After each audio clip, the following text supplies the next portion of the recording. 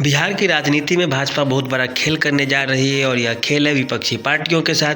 क्योंकि विपक्षी पार्टियां अभी राजद है, कांग्रेस है, वामपंथी पार्टियां, इसी कारण उन्हीं के विधायकों को तोड़कर उनके पार्टी का आधार कमज़ोर किया जा रहा है।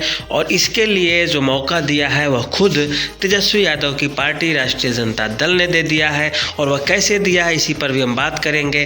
कुछ दिन पहले अभी राज्यसभा चुनाव हो रहे थे और राज्यसभा चुनाव में जब नेता को दिल्ली भेजने की बात होती है तो तेजस्वी यादव की पार्टी सीधे संजय यादव को भेज देते हैं राज्यसभा, जो तेजस्वी यादव के सलाहकार हुआ करते हैं।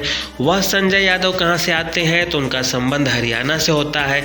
हरियाणा के व्यक्ति को बिहार से राज्यसभा भेजा जाता है।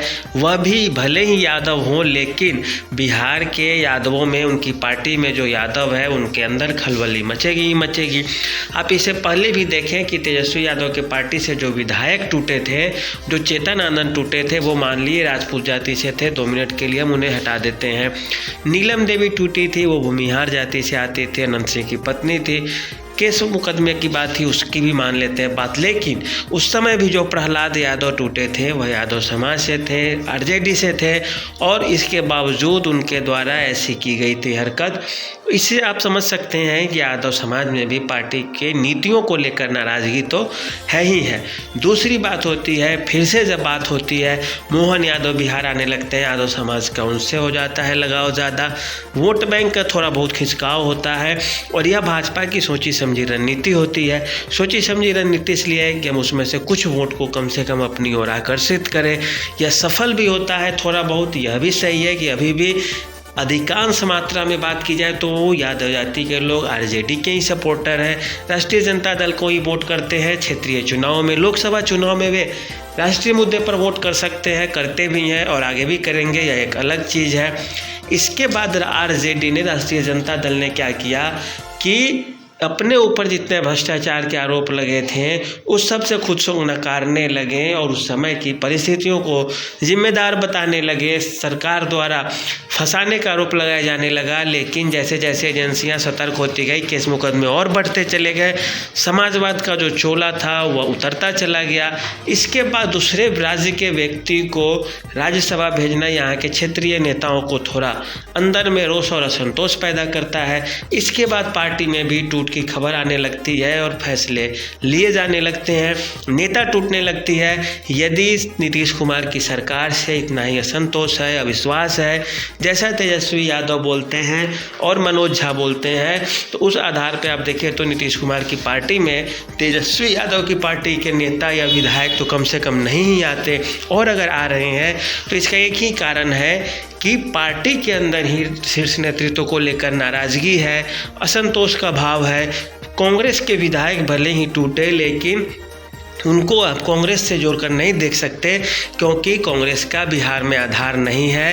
कांग्रेस के भी जो विधायक जीते हैं बिहार में, उसे भी आप एक तरह से देखें तो आरजेडी के कैडर वोट से ही वो जीतते हैं, क्योंकि कांग्रेस का अकेला ऐसा कैडर वोट नहीं है कि कांग्रेस बिहार में 2-3 से ज़्यादा विधानसभा की सीटें जीत पाए।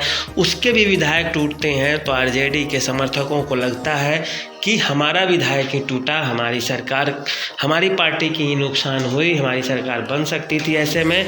लेकिन अगली बार से जनता में इसका रोष होगा। अमित शाह और नरेंद्र मोदी के साथ यह मजबूरी है कि लोकसभा चुनाव उनका सिर पे है। विपक्षी पार्टियों के जितने भी नेता होंगे इधर से उधर होंगे, उतना उनके लिए फ़ायदे की चीज़ें होंगी। इसके साथ ही साथ जो भी कद्दावर नेता है, जिससे लगेगा अब कि जैसे सर्वे में बताया जाता है कि 6-7 सीटें इस बार आरजेडी या महागठबंधन के खाते में भी जा सकता है बिहार में लोकसभा चुनाव में, उस चीज़ को आधार बनाकर भाजपा वाले और जदयू वाले नीतियां बनाएंगे कि जिन नेताओं को फोकस करके जो इलेक्शन एजेंसीज हैं वह सर्वे कर रही हैं, उन्हें ही क्यों न तोड़ दिया जाए, उन्हें ही कमज़ोर कर दिया जाए। इससे पार्टी स्वतः कमज़ोर हो जाएगी। तो एक तरह से देखें तो यह बहुत बड़ा खेल चल रहा है और इस खेल में फंसना एक तरह से अभी भी किसी पार्टी के लिए बहुत नुकसान का सौदा होने जा रहा है। ये सही बात है कि जैसे जैसे विधायक टूटेंगे, नेता टूटेंगे, आरजेडी हो या कोई भी पार्टी हो, धीरे धीरे कमज़ोर होती जाएगी और इसका जो सबसे बड़ा फ़ायदा उठा लेगी वह है भाजपा उठा लेगी। दूसरे नंबर पर नीतीश कुमार के जदयू उठा लेगी। नीतीश कुमार का हमेशा से कुशवाहा वोटों पे सबसे ज़्यादा अभी फोकस है, तो यह वोट बैंक भी ना टूटे न खिसके, इसका भी काफ़ी ध्यान रखा जा रहा है। तो इस तरह से आप देखें तो काफ़ी स्थितियां फंसती चली जा रही है और आरजेडी और कांग्रेस के खेमे में खलबली मची हुई है और आने वाले समय पर यह धीरे धीरे और बढ़ती चली जाएगी और यह अगर सामान्य नहीं होती है तो लोकसभा चुनाव के साथ साथ विधानसभा चुनाव में फिर से महागठबंधन की वही स्थिति होने वाली है जो उनका लगभग 2015-16 के चुनाव में हुआ था। उस समय हुआ था 14 के लोकसभा चुनाव में हुआ था और साथ ही साथ 2022 में जो चुनाव हुए, 2020 में चुनाव हुए थे, उसमें जो महागठबंधन की स्थिति थी वहाँ पे वही स्थिति फिर से होने जा रही, क्योंकि 2015 में तो नीतीश कुमार और लालू यादव दोनों मिलकर चुनाव लड़े थे और अच्छे खासे में जीते थे, लेकिन 2020 वाली स्थिति इस बार फिर से दोहराई जा सकती है। तो यही रहा कुल मिलाकर बिहार के राजनीतिक समीकरण। आज के लिए इतना ही, धन्यवाद।